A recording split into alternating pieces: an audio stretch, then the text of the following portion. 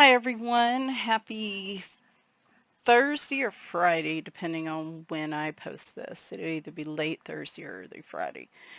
I have three of the new release books I was talking about in my Coloring News Roundup over the weekend. I have them so that we can flip through them. And let's go ahead and get started. Cider Mill Press released Cozy Kawaii Christmas now. I am not a huge Christmas coloring fan. I prefer Halloween. However, I really like the Cider Mill Press books lately, and this looked very appealing to me because of the different animals. So it is a square book, not Amazon printed. They also put the person who draws the illustrations as well. So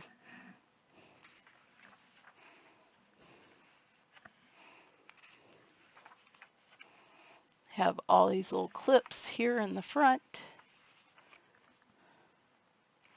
And then, this is going to be too bright. We're going to do that because that's just going to keep it from auto adjusting. That's so cute. Wouldn't want to drink it though.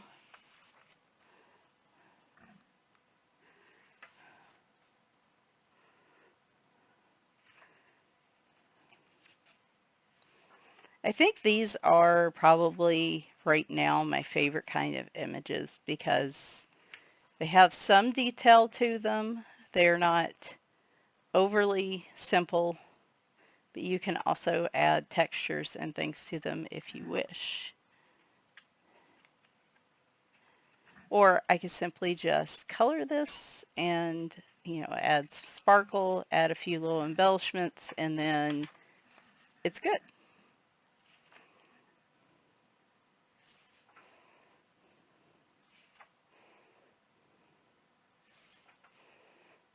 Adorable! Oh my gosh, so cute.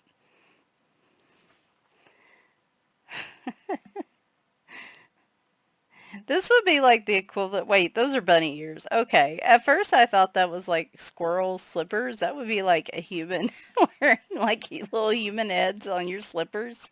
But those are bunny ears. So I guess that's okay, right? Everybody has bunny ear slippers. Slightly less disturbing. Why would you go there, Michelle? I don't know. I don't know what to tell you.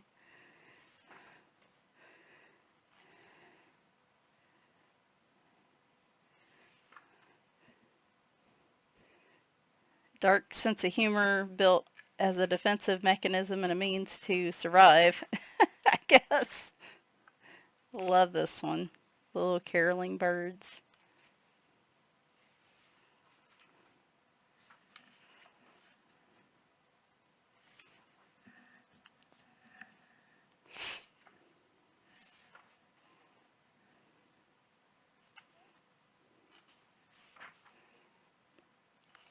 Of course, love that these are single-sided. They're so cute.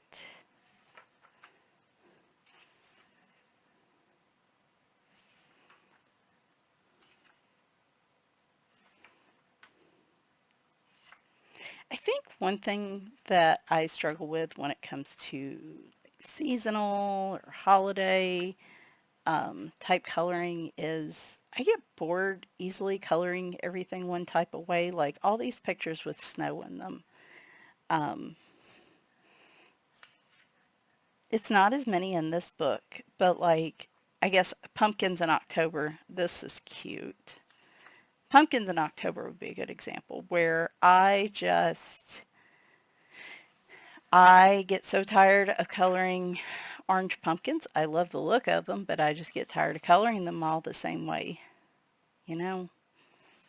And snow's kind of the same way. If I color it more than a couple times, with just markers or something like that, then I get a bit bored and I want to do something different with it. If I was doing more landscapes and like trees, like this picture, I would, probably get tired of coloring trees the same way. Just certain objects like that. These are really cute. And like I said, they're not... I could spend a couple hours on this.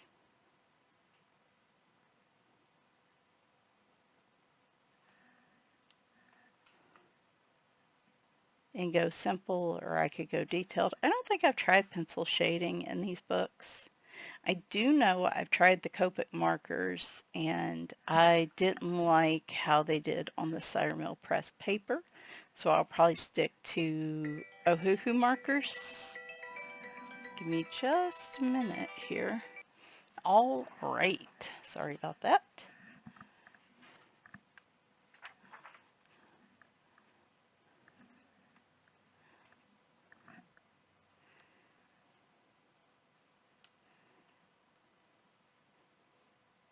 Yeah, I have said, publishing companies I've been a little leery of just because of some experiences in the past with books that have come from overall publishing companies.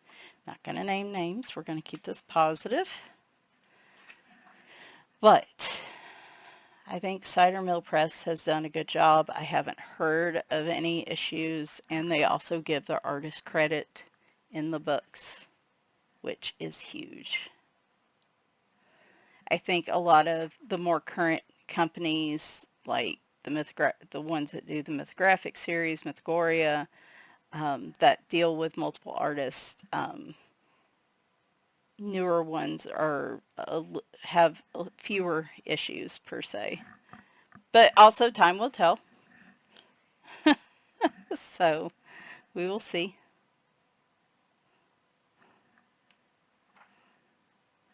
Anyway, very cute book. Oh, it's got my little guy, my little favorite guy. Shoot, I almost want it to be cold. It is 100 heat index here. Has been for days. Oh, God. I'm over it.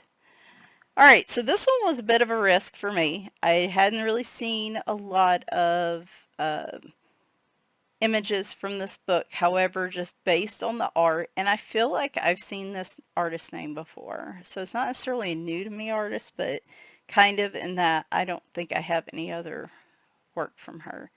But just based on the cover, I thought this would be a good gamble. So comfy, curious ducks and comfy cats.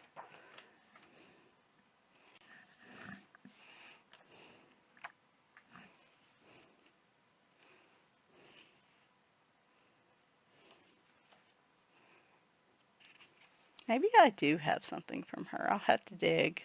Or at some point I had something from her.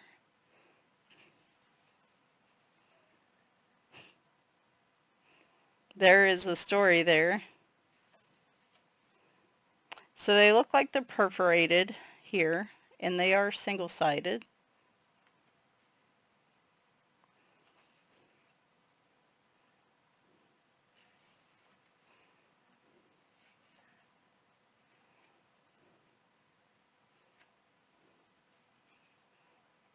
So are the ducks exploring? I guess that's what's happening here.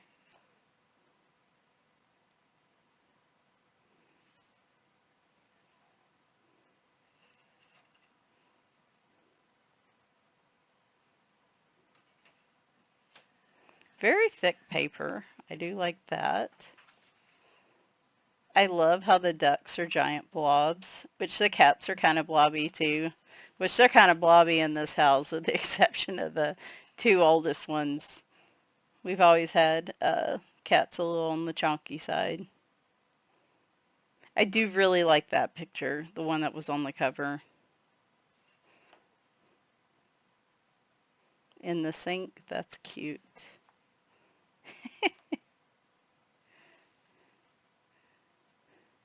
Are they making, I guess the cats are making a meal here. Oh, there's a landscape picture.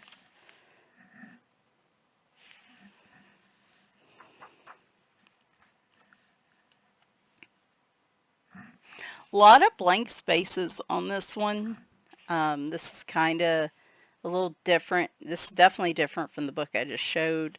This is more slice of life, and there are a lot of open spaces.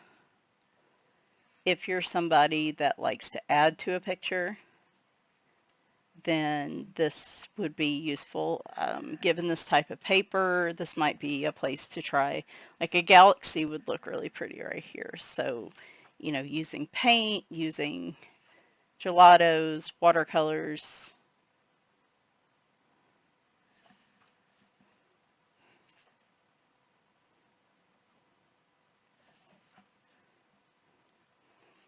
I would say this would have been a tough one had I seen a flip through, because some of these scenes that are a little busier, like right here, I really like. Some of them that aren't quite as busy probably wouldn't be like my go-to, but I feel like these might be a bit of a challenge as well. So, waiting on that laundry. Of course, they are really waiting on those warm towels and clothes to come out of the oven, the oven. Oh my gosh, to come out the drawer.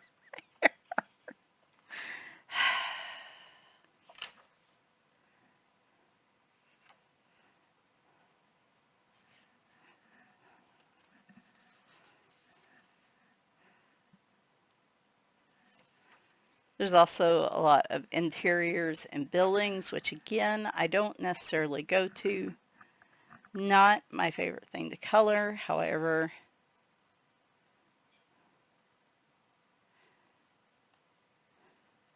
the simplicity of these may also be what serves as a challenge for me. The paper feels very smooth. I could use alcohol markers on these, but given the large spaces like here in the aquarium, I will probably tend more towards watercolors as a base and then maybe coming in with pencil. And I might do marker like on some of the smaller sections just to save my markers.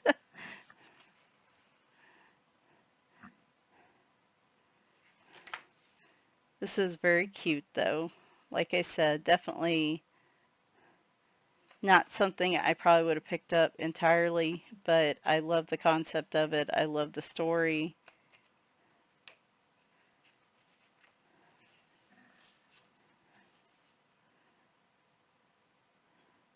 I love the simplicity challenge that this represents. This would be a really pretty picture too. It's a bit weird. I'm used to the landscapes being a different way. That is so cute. Like you could add in a lot more clouds there, like if you did like an evening. That would be pretty in just of itself.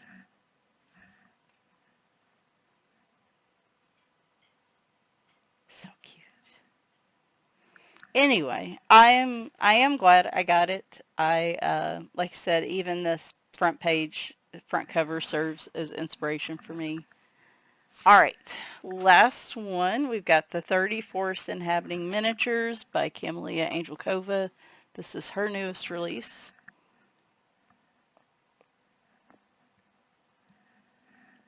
And this is a lot of like mushrooms and fantasy creatures. This is Amazon printed, roughly the 8.5 by 11 book.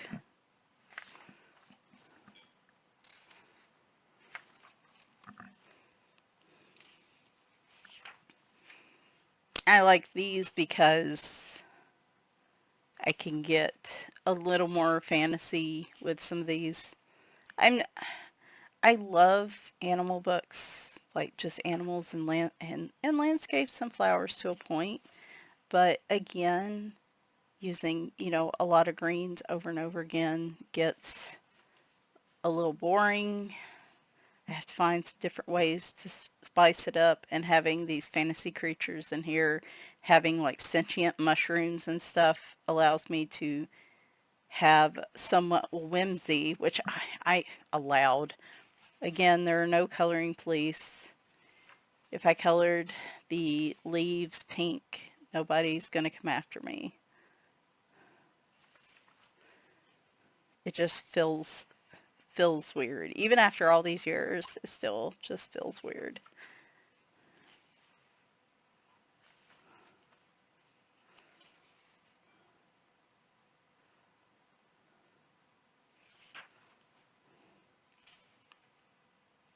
Interesting texture. Like, is that a flower or is that like a pine cone, right? I'm thinking pine cone.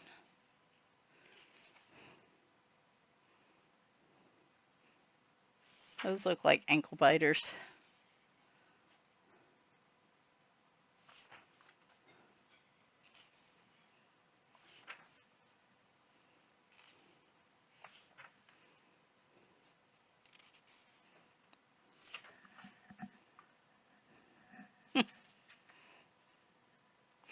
Um, we are watching Demon Slayer anime, and there's a character in there that wears a boar's head, and his name's Inosuke. And he might be one of my favorite anime characters ever. He's hilarious. I actually found a crocheted boar's head hat at the last convention I went to. It is way too hot to wear it right now, though I still tug it on when we watch the show because it's just fun.